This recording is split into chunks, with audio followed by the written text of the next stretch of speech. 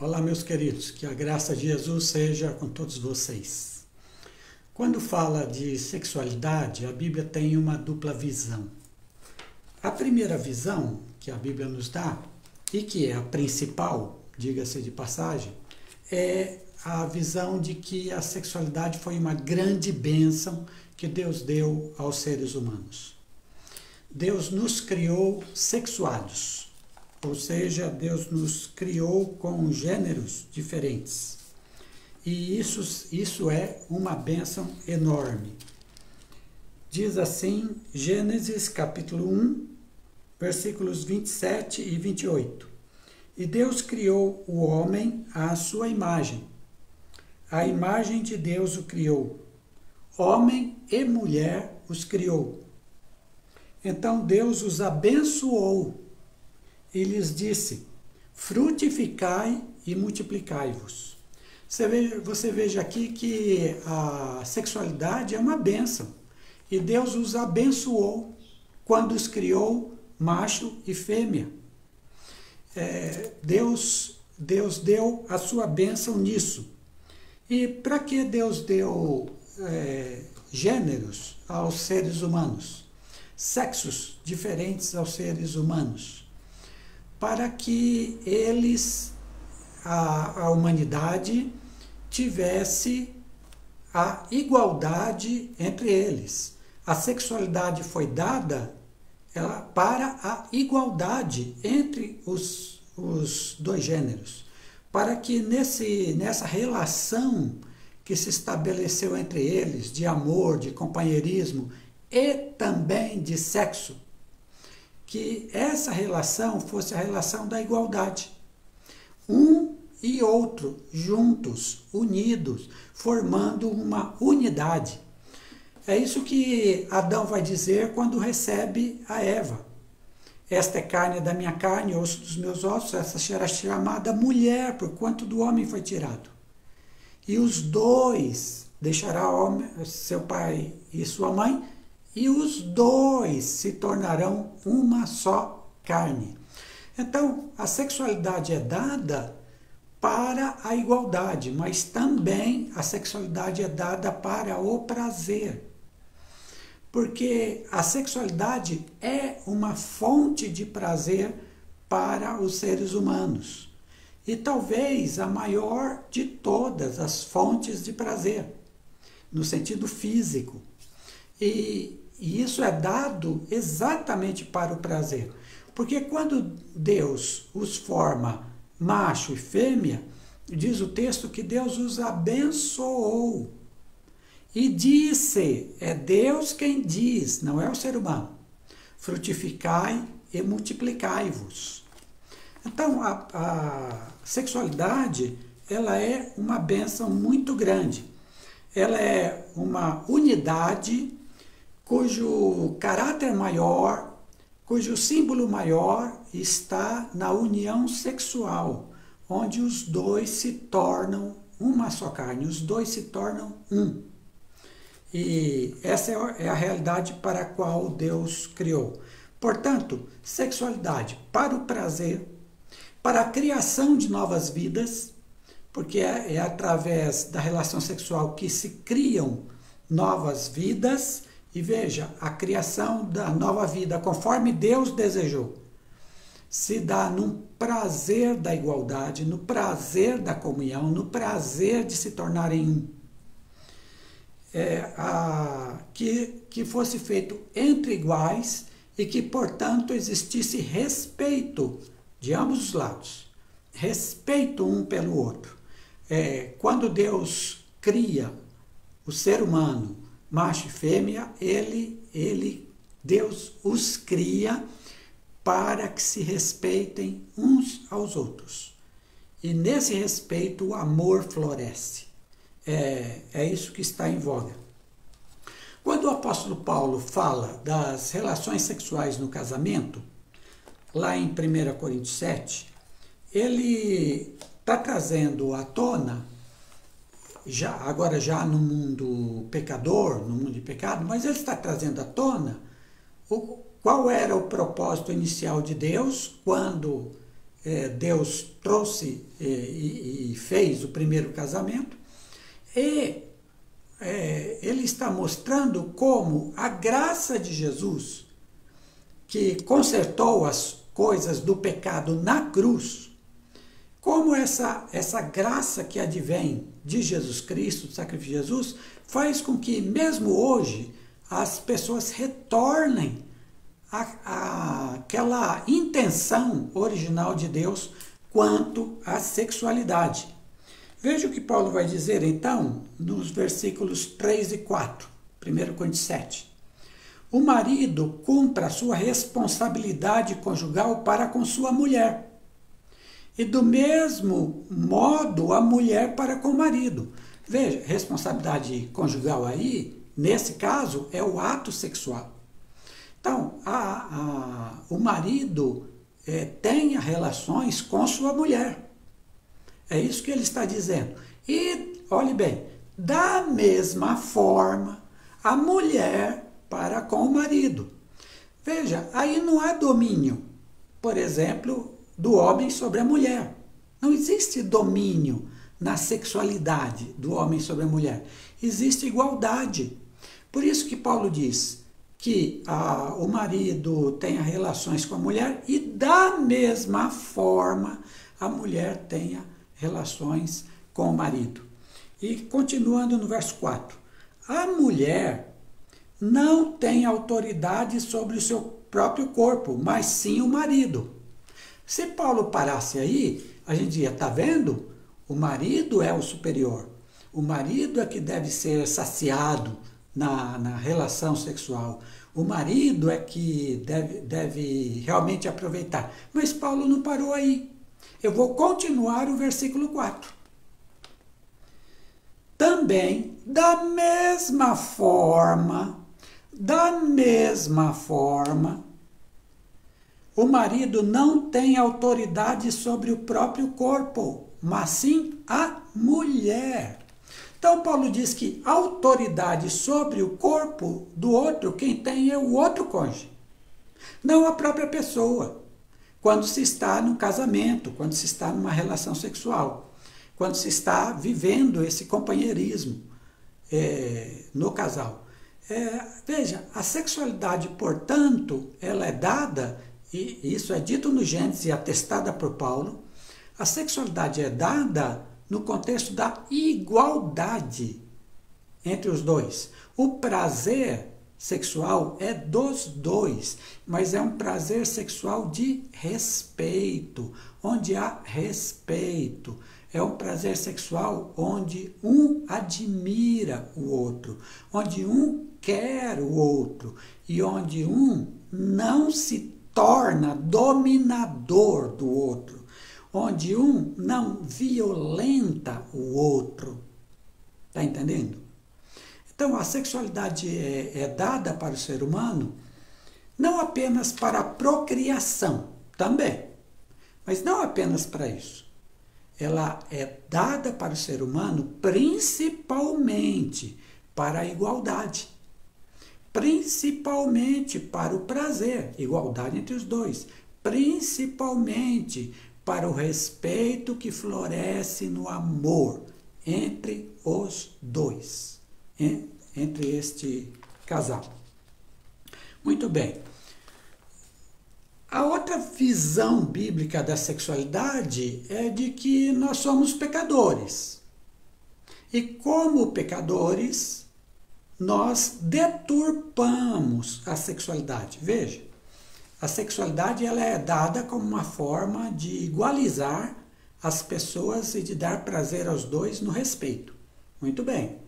O pecado, quando entra em cena, e aí temos que lembrar dos nossos primeiros pais, Adão e Eva, no pecado original, e temos que nos lembrar agora de cada um de nós na nossa vida, pois somos pecadores. O pecado deturpou a sexualidade. O pecado veio trazer o mal. O pecado, ele veio matar esse respeito. O pecado veio acabar com essa questão do amor que deve reger as relações sexuais. O pecado, então, entrou com outros objetivos. O pecado, então, entrou com vícios naquilo que a gente chama de relacionamento sexual. Então, o pecado entrou aí para atrapalhar, para acabar com aquilo que Deus havia feito. Aí você encontra em Gênesis, capítulo 3, versículo 16, a consequência na questão sexual do pecado. E eu leio assim: falando à mulher, Deus, depois do pecado, Deus vai dar a sentença para cada um dos participantes, primeiro o diabo, segundo a mulher, terceiro o homem. Cada um deles vai receber a consequência trágica do pecado que cometeram. Para a mulher é dito o seguinte, 3,16.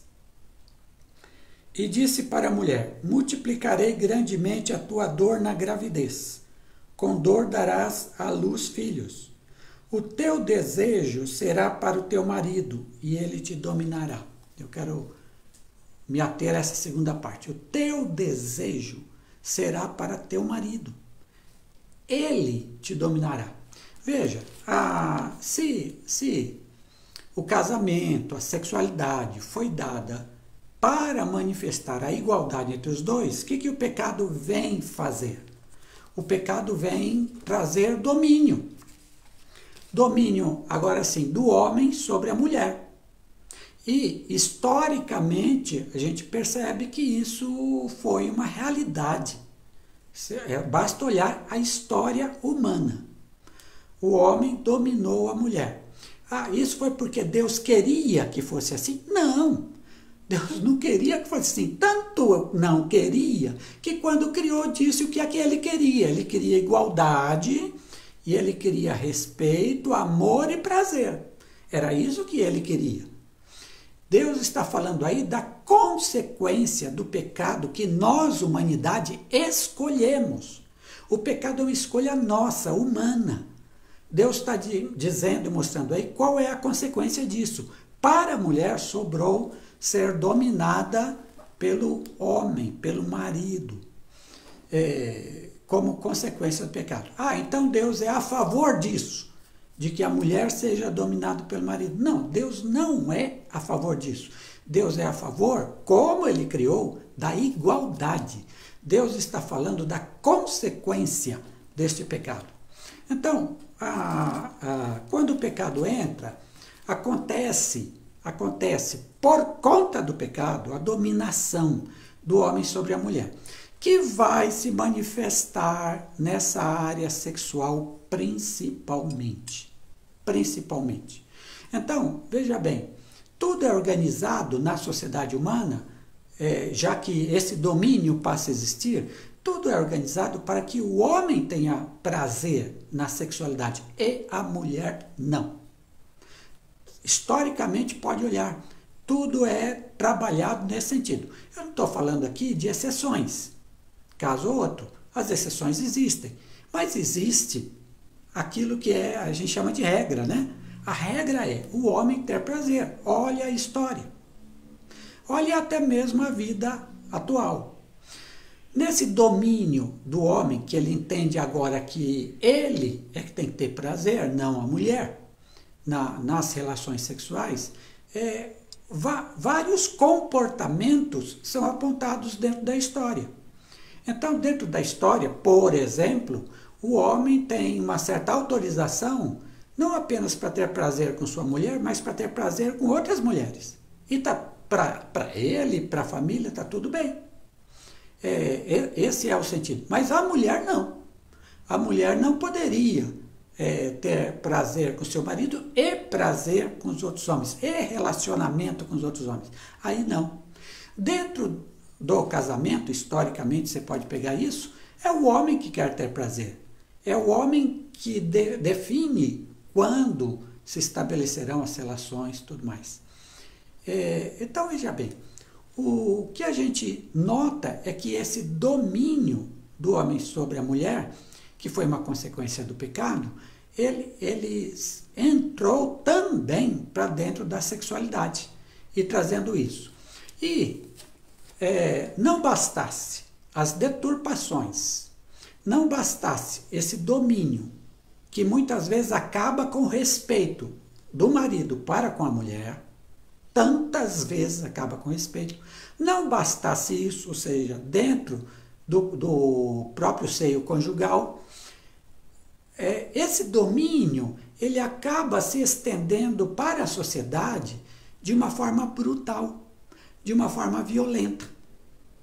Porque já que o homem se considera o empoderado, aquele que tem o poder, aquele que domina o direito, ele passa a olhar para a mulher não como igual, não com respeito, não numa atitude de amor, não.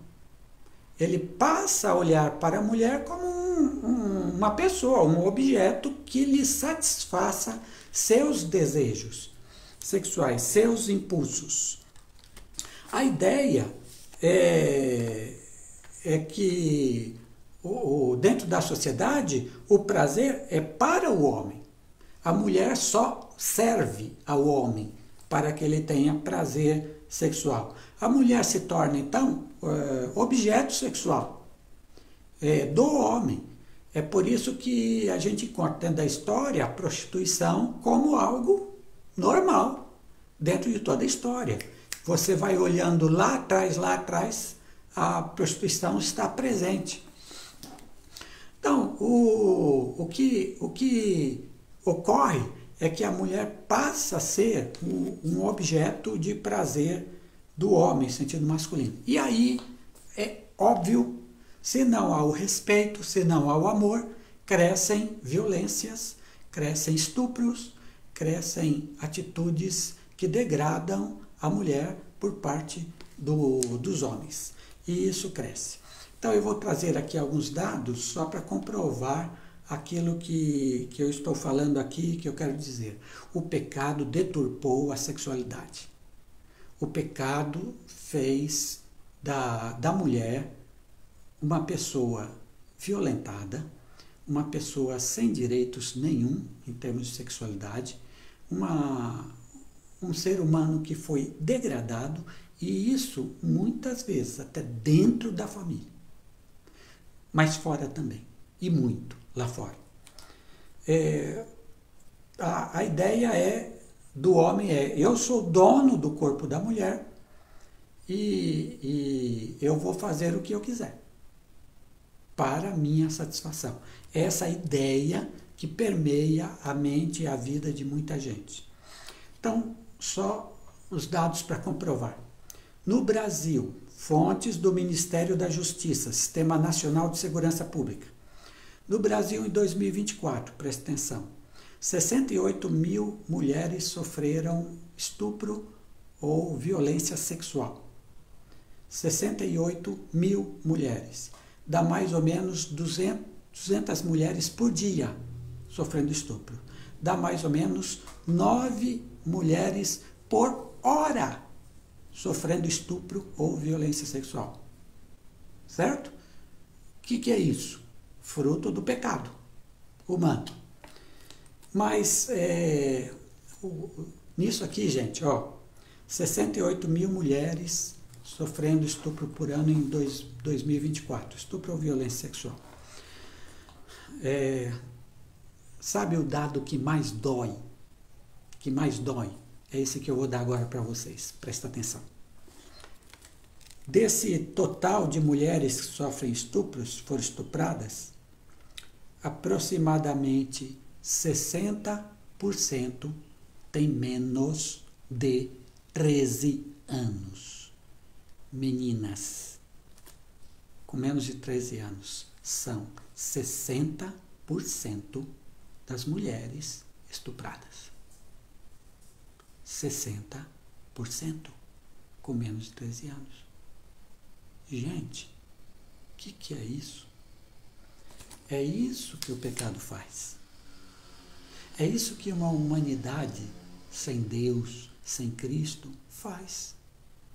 Ele deturpa completamente o objetivo de Deus quando nos fez sexuados. Deturpa, deturpa. É algo inominável, inominável. Que assim, veja bem, a gente gosta muito de apontar os outros e realmente outros são culpados desse tipo de pecado, é algo muito horrendo, né? Mas eu e você também estamos sujeitos a essas coisas. Paulo diz, quem está em pé, cuide que não caia. Essas pessoas que cometem esses estupros, não pensa você que são seres abomináveis. Não, às vezes é alguém que é nosso colega de trabalho, que nos trata bem, é alguém afável no comportamento, mas sabe lá o que acontece dentro de casa? Sabe lá o que acontece? O que eu quero dizer para vocês é o seguinte, todos nós estamos envolvidos de alguma forma com essas coisas. Todos nós precisamos tomar cuidado, cada um de nós, consigo próprio, para andar naquilo que Deus estabeleceu, para fazer a vontade de Deus e para, aí sim, combater também esse tipo de coisa. E a gente combate de várias formas, mas uma forma importante, é isso que eu estou trazendo para você, é a mentalidade. E é isso que eu estou tentando passar para você. A mentalidade na sexualidade é que ela deve trazer entre os parceiros sexuais, ela deve trazer igualdade, ela deve trazer respeito, ela deve trazer amor, ela deve trazer diálogo. É isso, é isso. A sexualidade sadia envolve essas coisas, a sexualidade sadia envolve responsabilidade com o cônjuge, por isso que a sexualidade sadia é feita num casamento ou no companheirismo, que se estende no tempo. É por isso que a sexualidade sadia é feita num contexto de fidelidade, com o companheiro, com a companheira. Isso significa que a sexualidade sadia, ela é feita no espírito de amor, no espírito de comunhão, no espírito de respeito. É isso. Que essa palavra ajude você no seu relacionamento conjugal, que essa palavra ajude você dentro da sua família, que essa palavra ajude você a combater esses pecados tão horríveis que são os pecados relacionados à sexualidade. Que Deus nos abençoe, que Deus nos ajude a sermos pessoas autocontroladas, que Deus nos ajude a sermos pessoas respeitosas, amorosas, que Deus nos ajude também a sermos pessoas justas, que buscam a justiça em todos os aspectos da vida humana. Essa é a minha palavra para hoje, espero que Deus lhe abençoe com ela. Amém.